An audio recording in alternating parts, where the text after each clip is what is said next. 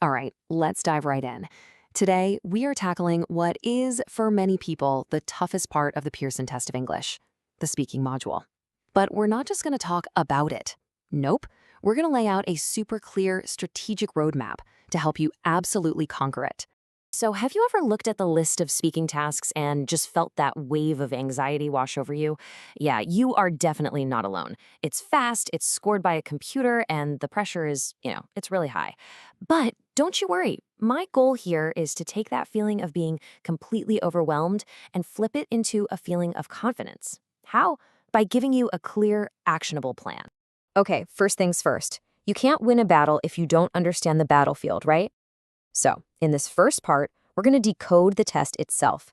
We're going to break it all down so you know exactly what you're up against.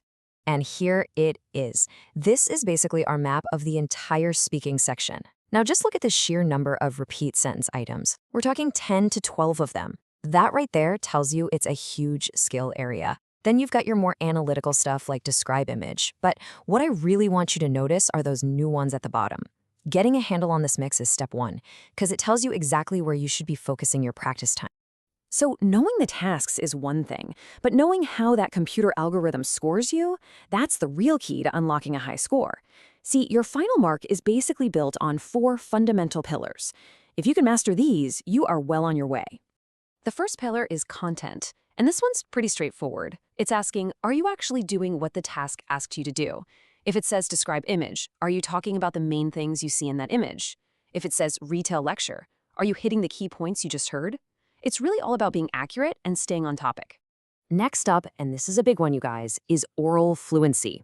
Now listen, this is not about speaking as fast as you possibly can. That's a huge mistake. The algorithm is listening for a smooth, natural rhythm, without all those weird pauses, hesitations, or repeating yourself. Think of it like a river that's just flowing smoothly, not like a car stuck in stop-and-go traffic. Pillar number 3, pronunciation.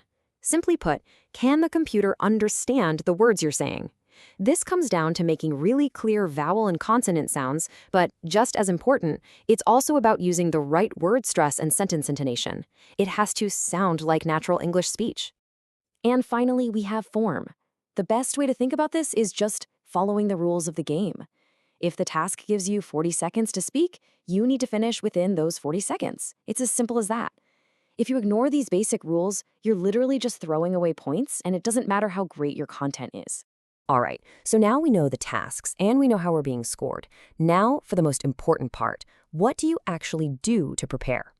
This section is all about your winning strategy, how to turn all this knowledge into a real high-scoring performance on test day.